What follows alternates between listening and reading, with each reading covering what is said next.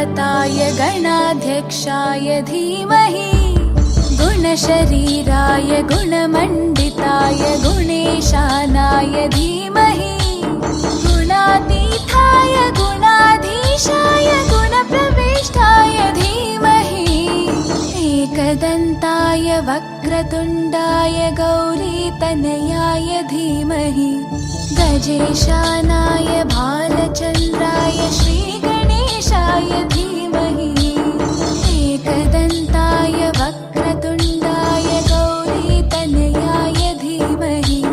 गजेशानाय भालचन्द्राय श्रीगणेशाय धीमहि।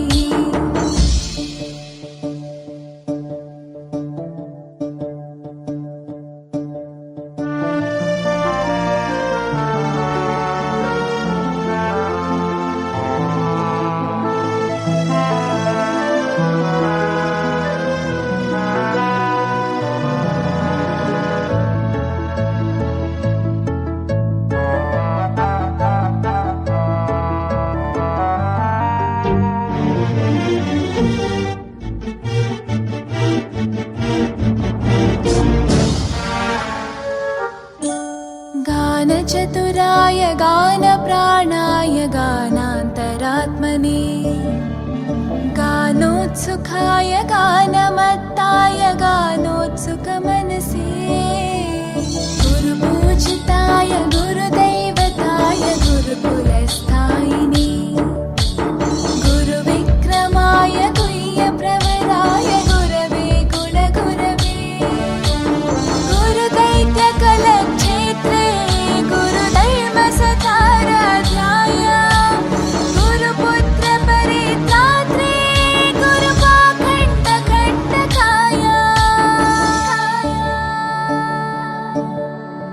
गीतसाराय गीततत्त्वाय गीतगोत्राय धीमहि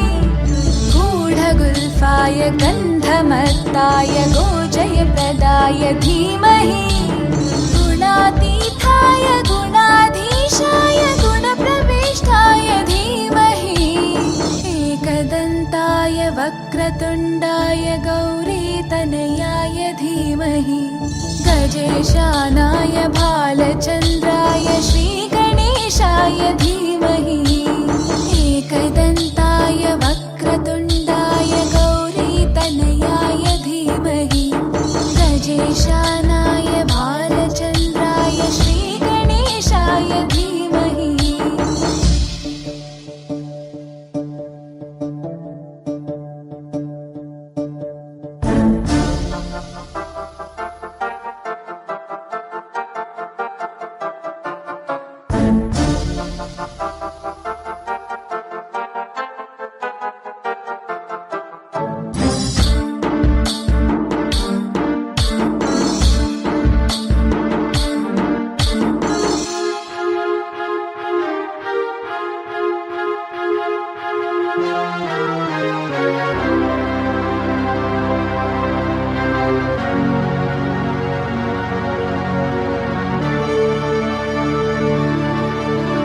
ग्रन्थगीताय ग्रन्थगेयाय ग्रन्थान्तरात्मने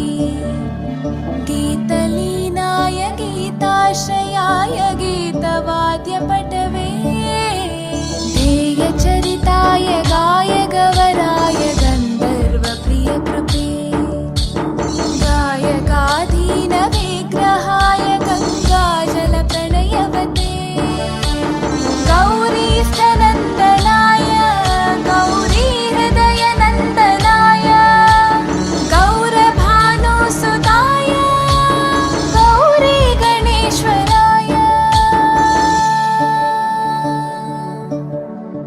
गौरीप्रणयाय गौरीप्रवणाय गौरभावाय धीमहि गोसहस्राय गोवर्धनाय गोपगोपाय धीमहि गुणातीताय गुणाधीशाय गुणप्रविष्टाय धीमहि एकदन्ताय वक्रतुण्डाय गौरीतनयाय धीमहि गजेशानाय भालचन्द्राय श्रीगणेशाय धीमहि एकदन्ताय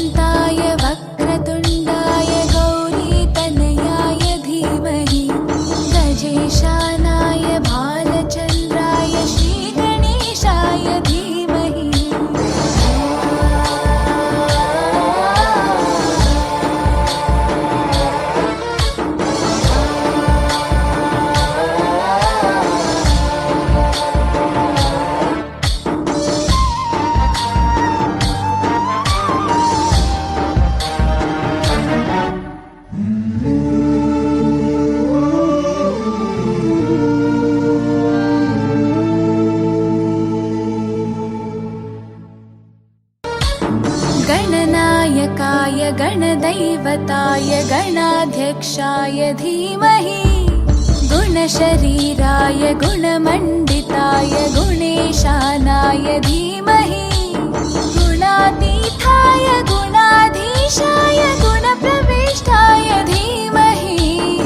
एकदन्ताय वक्रतुण्डाय गौरीतनयाय धीमहि गजेशानाय भालचन्द्राय श्रीगणेशाय धीमहि एकदन्ताय वक्रतुण्डाय